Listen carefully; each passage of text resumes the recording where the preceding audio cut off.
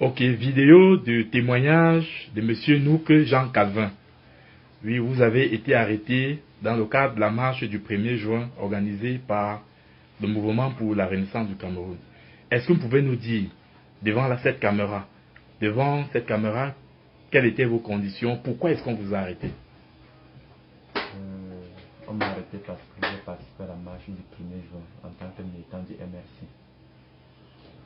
J'ai participé à la marche parce que je ne voulais plus la guerre dans le nord-ouest et le sud-ouest. Je ne voulais plus cette guerre parce que j'ai un petit frère qu'on a envoyé là-bas dernièrement. Et chaque fois, je n'ai pas de ses nouvelles. Depuis qu'il est parti, je n'ai pas de ses nouvelles. Et j'ai souvent des affinités avec les éléments du BIR.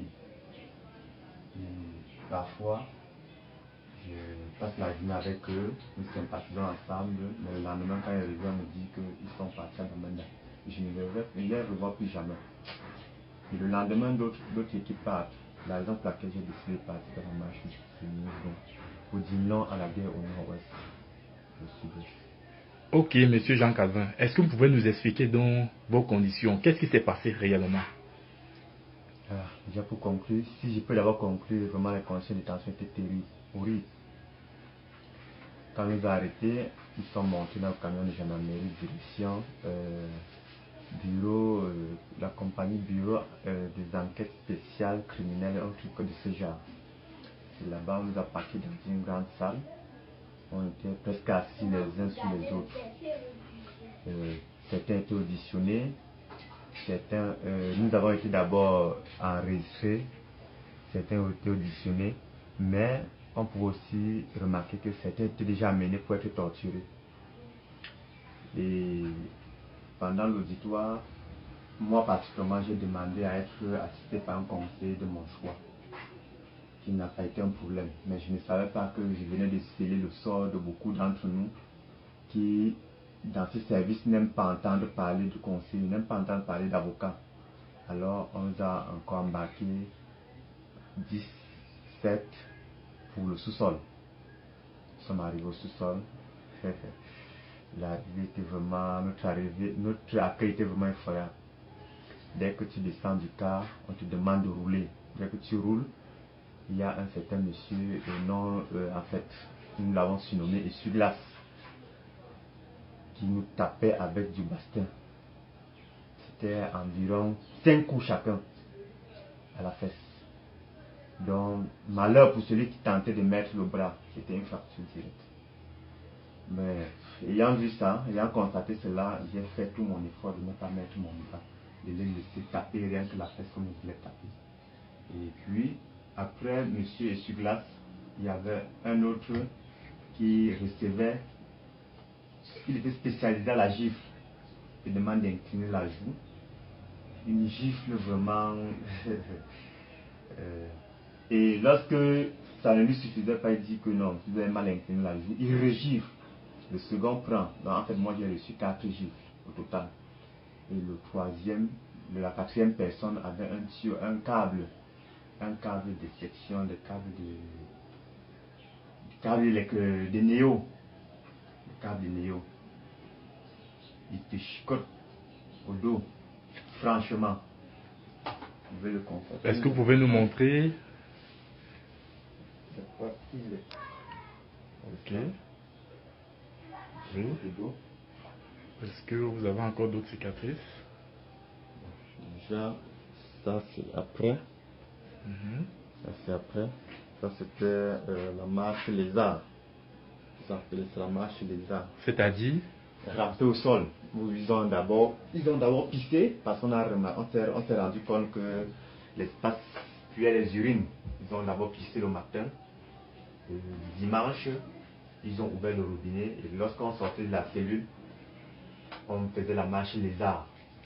Et pendant la marche lézard, on bastonnait. Et puis on nous entassait les uns des autres. Et après ça, c'était des exercices militaires vraiment qui n'étaient pas à la portée de nous tous. Je peux dire, je n'ai pas assez de cicatrices parce que j'essayais d'obtempérer. Je résistais. Parce que quand tu ne résistais pas, il tapait partout. Il fallait le laisser taper vraiment là où il veut. Là, Ok. pour éviter certains coups. Et aussi pour certains qui n'ont pas l'habitude de faire des exercices physiques. Et quand il tombait, vraiment, il recevait encore plus de coups. Donc, moi particulièrement, j'ai fait un peu de sport, je subissais, bien que ça faisait mal, je réussissais vraiment à faire certains exercices et là j'évitais épargner de certains coups. Et pendant qu'on vous torturait, tout ça s'est passé en combien de temps? Puisque la marche avait bien lieu le 1er juin. Est-ce que vous pouvez vous êtes sorti quand? Quand est-ce qu'on vous a libéré? Nous sommes sortis le lundi à 7h. Oui. Bon, la torture a commencé aux environs de 17h30 le samedi. Ok. Et puisqu'on n'avait pas de montre avec nous, je peux imaginer que ça s'est arrêté vers 22h30. Ce samedi-là. Ce samedi. Et ça a repris? 17h30 jusqu'à 22h30. Mhm.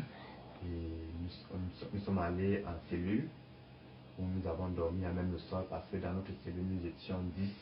Il y avait un seul matelas. Moi j'ai privilégié ceux qui étaient plus fatigués. J'ai dormi à même le sol avec certains camarades. Mhm. Oui. Nous avons dormi à même le sol, je crois au nombre de 5. 5 autres ont dormi sur un matelas de 2 places. Et qu'est-ce qu'ils vous ont donné à manger là-bas? Non, le premier jour, il n'y avait rien, on n'a pas mangé. Vous n'avez pas On mangé. n'a pas mangé. Toute la journée de samedi, nous n'avons pas mangé. Et dimanche alors? Dimanche, je suis aux environs de 17h30 qui nous ont remis un bout de pain avec une boîte de sardines et une bouteille d'eau. Est-ce que vous avez subi encore la tout- torture la dimanche torture? matin? Dimanche matin. Oui, dimanche matin. Et pendant cette torture, qu'est-ce qu'il disait? Qu'est-ce qu'il voulait? Il voulait savoir. En fait, il disait que pourquoi ce ne sont que les Bamileke? Pourquoi c'est arrivé que nous tous seuls sommes les Bamileke? Puisqu'on l'interroge, on entend Kamdem, Tala, ceci, c'est bon, vous êtes tous les Bamileke. Quelle coïncidence? Pourquoi vous n'êtes rien que les Bamileke? Bon, parmi nous, il y avait un doigt là, il y avait un gars du Bam, et je crois, je ne sais pas, j'ai oublié, mais je crois qu'il y avait 3 autres régions différentes. Oui. Donc il se posait le problème d'ethnie. Oui. Oui. Et par la suite, comment est-ce que, avant d'être libéré, pourquoi vous suivez Kamto? Les enfants de Kamto sont à l'étranger et vous êtes là, vous pensez Kamto va vous donner quoi? Hein? Si Kamto prend le pouvoir, vous pensez qu'il va faire quoi de bon? Qu'est-ce qui vous prouve qu'il peut faire quelque chose? Bon, on n'avait pas de droit à la parole, hein, puisque là-bas, tu essaies de parler, on te remarque, et dès qu'on te remarque, tu vas passer à la bastonnade. oui. Ok. Et avez-vous pris des engagements là-bas? Oui, nous avons pris des engagements pour être libérés. Lesquels? Quand ils ont eu la pression aux environs de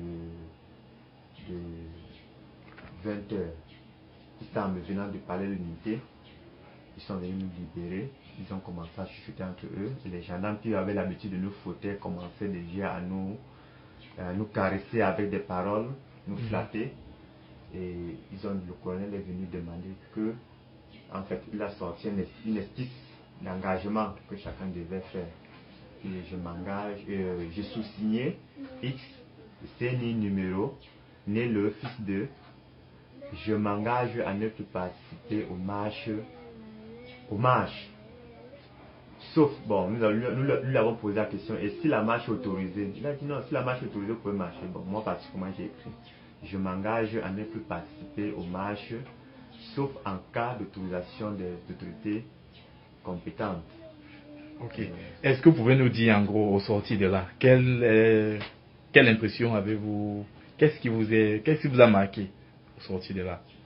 Au sorti du 7, que je peux appeler le camp de concentration parce que j'ai rencontré les prisonniers de la prison anglophone qui nous ont dit que ça fait, je crois, 8 mois, 1 an qu'ils sont là-bas et certains ne voient pas la lumière du jour parce que la lumière c'est juste au couloir. On ne leur permet pas de sortir. C'est un sentiment de tristesse. Je ne sais pas pourquoi. Manifester est un droit constitutionnel. Pourquoi est-ce qu'on peut nous brimer, on peut nous torturer juste parce que nous avons marché? Ce jour-là, on avait les mains nues. Je ne sais pas pourquoi on peut nous torturer juste parce qu'on a manifesté. Vraiment, moi, c'est la dictature. La dictature. Ok, merci Monsieur Kamdam, Nouk Jean Calvin. Ok, merci pour votre témoignage. Ok, vidéo de témoignage de Monsieur Nouk Jean Calvin. Oui, vous avez été arrêté dans le cadre de la marche du 1er juin organisée par le Mouvement pour la Renaissance du Cameroun. Est-ce que vous pouvez nous dire